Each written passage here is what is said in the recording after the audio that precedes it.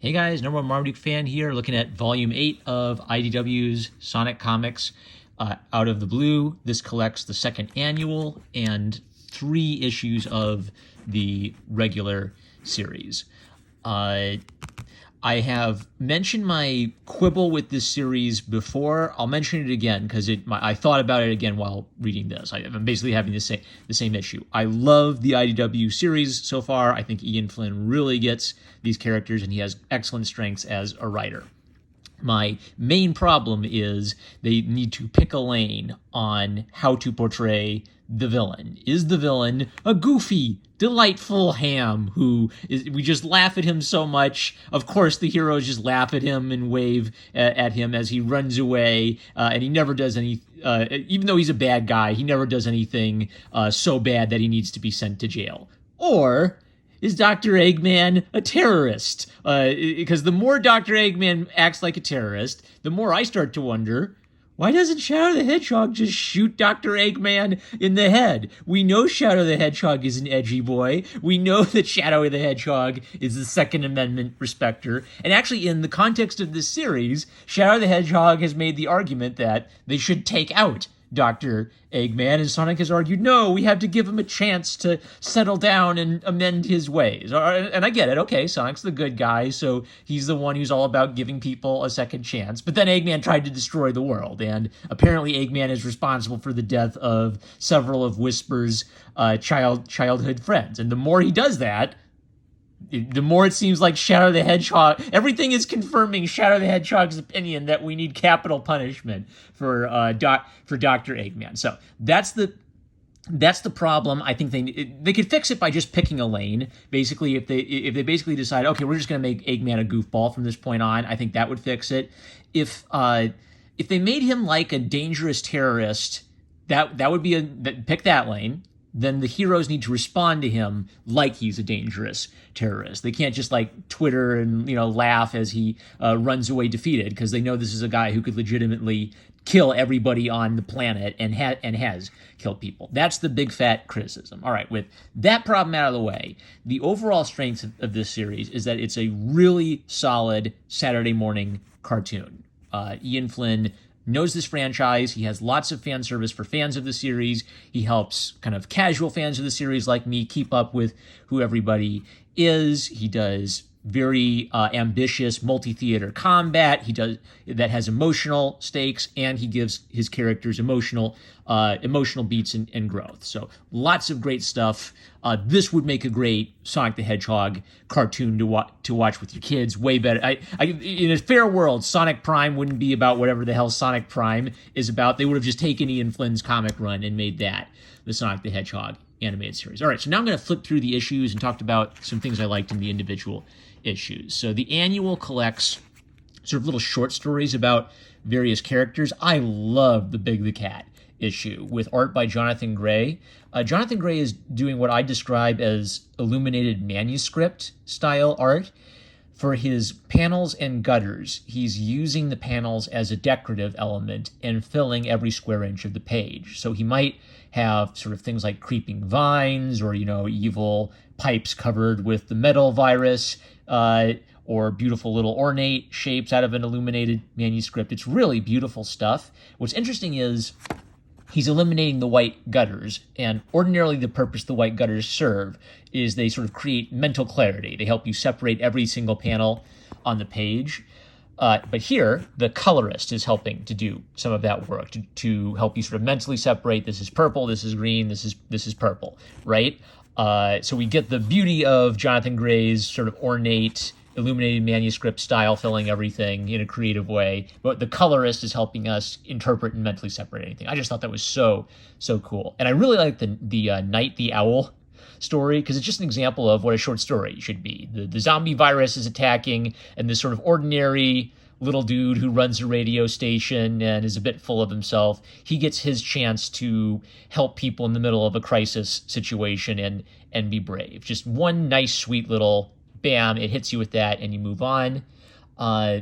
what was this called? Reflections. Reflections is a story about metal. So maybe a criticism is you kind of have to get these characters and get what's been going on to interpret some of these. But Reflections is an entirely silent story, and it involves sort of metal reflecting, thinking about how Sonic is affected by this thing. So he tries to touch the virus himself, and when he touches it, nothing happens to him. So what you have to understand about Metal for this story to make sense is that Metal is a self-aware robot. He's a robot that thinks he's a living thing, and he has a moment where he's sort of forced to confront something he can't make sense of.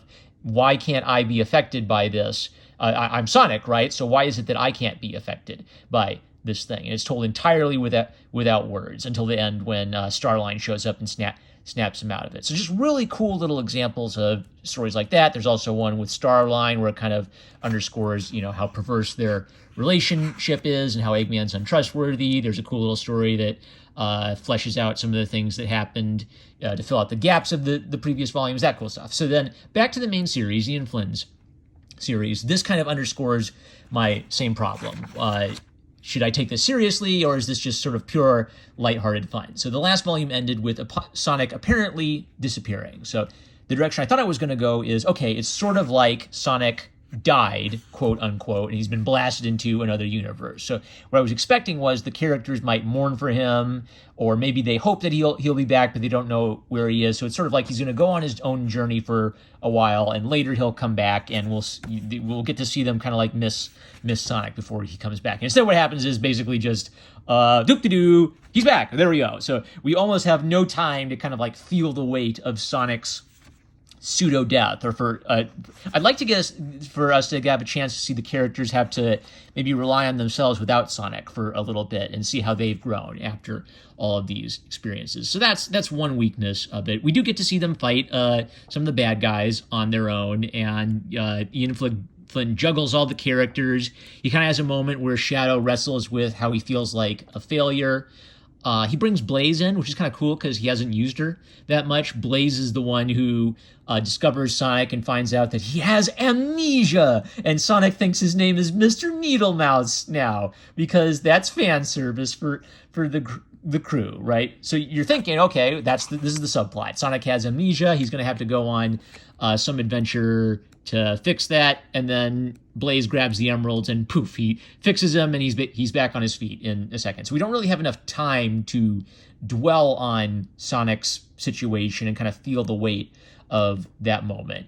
Eggman comes back and attacks everybody, so this is immediately after he's nearly destroyed the world, and there are probably people here who've lost friends because of directly because of Dr. Eggman, and then after Sonic shows up and saves the day, they kind of laugh and let Eggman go. Like, that clown, he tried to crash our party, but he's such a loser, and they give Sonic a big group hug. No, the very last thing Eggman did was nearly destroy all life on the planet. This is not a ha-ha, what a goofball moment. So I loved the annual. I loved how the kind of like sort of like getting to see the perspective of little secondary characters in this world and how they're affected by what's going on.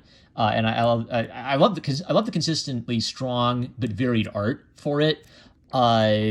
For me, this volume just feels like a, what do you call it? We got to get from point A to point B, and we've got to set up the next story. So we have to find a quick explanation for why Sonic gets back and is part of the adventure again. I don't know if this is Ian Flynn, or I don't know if this is maybe Sega or IDW putting limitations on what Ian Flynn is allowed to do with these characters. This was kind of a boring volume. I still feel I'm going to keep buying these and reading these because the overall strengths are still singing for me. I'm still enjoying the strong points of Ian Flynn's writing are keeping me coming back for more. I really want to see this kind of meta problem addressed of, should I take Eggman seriously or not? Maybe like Batman the Animated Series is a good example of solving the same problem.